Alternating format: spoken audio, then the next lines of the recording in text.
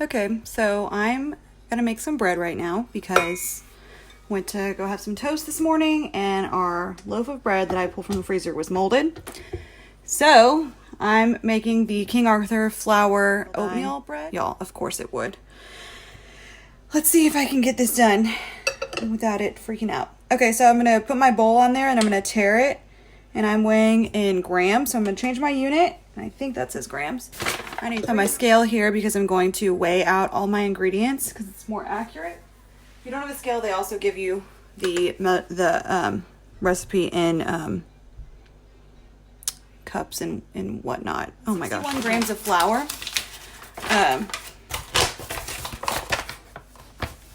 Can't tell if that says 0 or not.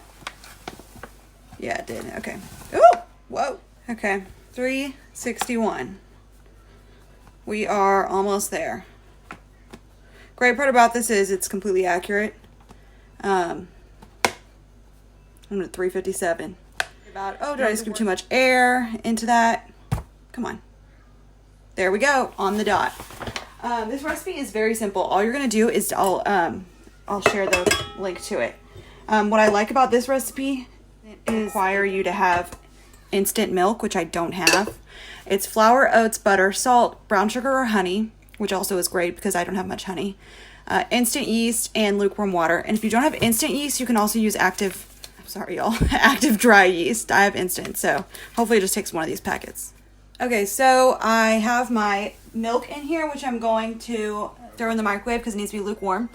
It calls for 1 1/4 cups or 283 grams, so that's what I'm at right now. And if I look at my measuring cup, it just is slightly under. So you could do it either way, just as long as you're very accurate with your measuring.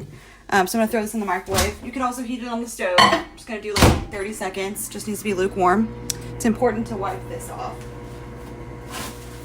in between so you get accurate readings. Also, I don't think my scale is very good. This was a really cheapy one from Walmart, but that's okay.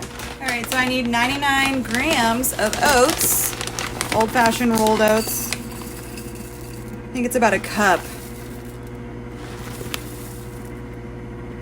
That's 60. Oops. 105. Let's take a few out. Take out a few more. Take out 3. We're at 100. Come on, man. Seriously? There we go, 99. Good to go. All right, so here comes the butter. I need about 2 tablespoons, which I already cut this butter oddly. Oh, dang, the scale turned off. Please don't die on me. Remember to always tare your bowl so you don't weigh your bowl or zero out your scale. 28 grams. Oh, it's pretty close. That's 24. Let's add a little smidgen, technical term. Just same size one of those and we should be good to go. Literally a flake. Probably have to take some of that out. Perfect, 28 grams. Okay, so I now have all my ingredients in here minus my lukewarm milk, which I have right here. It's like barely even, room temperature, slightly above that. Back here I have my lightly greased bowl. So I just took canola oil spray and sprayed it in there. After together in forms, I'll remove it from this bowl and I will knead it. Well, actually, I'll probably just let the mixer knead it for me so I don't have to clean my counter. And then once it is uniform and comes off easily and doesn't stick to the sides, then I will remove it from the bowl in this lightly greased bowl to proof on the counter, I think, for an hour. Here, my favorite part, besides the fact that I don't have to use dry milk for this recipe, is that you literally just dump everything in your mixer. You could do this by hand as well. So I'm going to pour in my milk and then I'll give y'all a better view here in a second.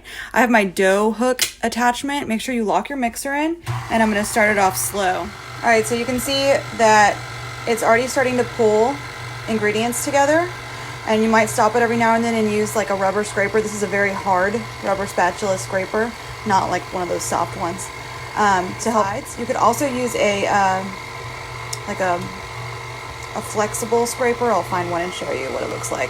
I don't use it very often. I can't seem to find it, but I haven't even touched it yet. And you can see it's already pulling in. There's a big hunk of butter in there. I probably should have cut it up to help it. I'm actually going to stop it here in a second and help it do that. Cut up that butter into chunks, and it's actually forming together really nicely.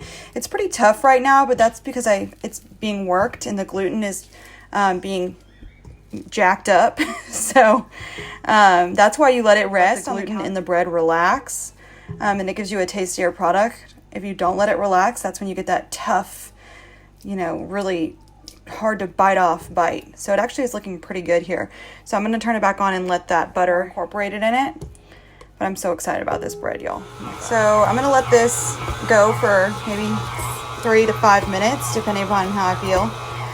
The mixer is doing the kneading for me. So that's why it's great. If you don't have a mixer, it's no big deal. You do this on your counter from start to finish. This is just taking a lot of the manual labor out of it for me. And it's looking really good, y'all. Looking great. Nice dough ball here. It looks fantastic. So I'm going to go ahead and take him out and put him in my lightly greased bowl and let him hang out there for about an hour.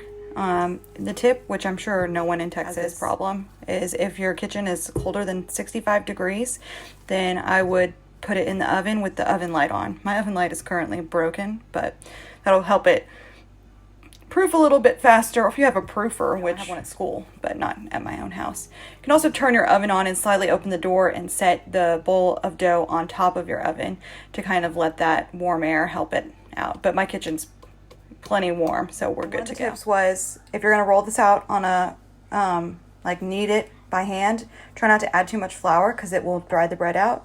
Also, it should be springy, and mine's pretty springy. It's kind of hard to tell, but it's springing back a bit when I touch it.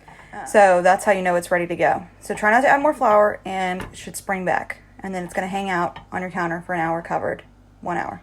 And then after that, you're going to form the loaf and then put it in a pan and let it sit out again for an additional hour in the loaf pan in its form. And you're basically going to fold it essentially like a Chipotle burrito. But I'll show you all that later in about an hour. It's been 1 hour. It's definitely grown. It smells phenomenal. You can see little air pockets, little air bubbles from the yeast. So now I'm going to take it out and form it into a loaf. So I have my dough here. I have a piece of parchment. You could do this on a lightly oiled surface. I'm just going to do it on parchment. I clean my counter, but just, you know, makes it easier. And I have a bench scraper, just because there's a ruler. You can't really see it right here, but this is 6 inches. And I need to take my dough and kind of make it into a 6 by 8 inch rectangle. So I'm just kind of using that as my guide for my width. And then I'll just kind of eyeball it. So that looks to be about what I need. And then you're going to fold it. And I'll show you that here once I get my little rectangle all nice. Okay, so basically you're just going to fold it. The video says like an envelope, but this kind of reminds me of like a burrito fold. So you're going to fold this over about 1/3 of the way. And then tuck in your sides. Fold it over again to get that last bit. And then you're going to place it in your loaf pan with that seam side down. Assume he's going to grow in here. We'll see. Not looking too great from this perspective, but we'll see what happens. Hopefully he grows. He's going to sit out for an hour to an hour and a half. Okay, so forgot to show y'all, but I baked it already. And you want the internal temperature to be 190 degrees. And that's how you know it's done. So I just inserted my thermometer here. If you don't have a thermometer, it said you can take it out and knock on the bottom of it and see if it sounds hollow. I don't think mine's done yet. I think it needs like just a few more minutes. But it's so close. I messed up, y'all. I didn't fold it enough and shape it to form my pan, so my bread didn't. Well, hopefully when I slice it. So I'm going to go ahead and put it back in for a couple more minutes. I like the color that's on it, so I'm going to throw my foil on top so it doesn't get any more brown. What do you think? Thoughts? So good. It smells so good. I want to eat it. You can't eat it yet. So I'm going to pop it out of this tray and put it on my wire rack over here and let it cool before I slice. You need to let it cool completely.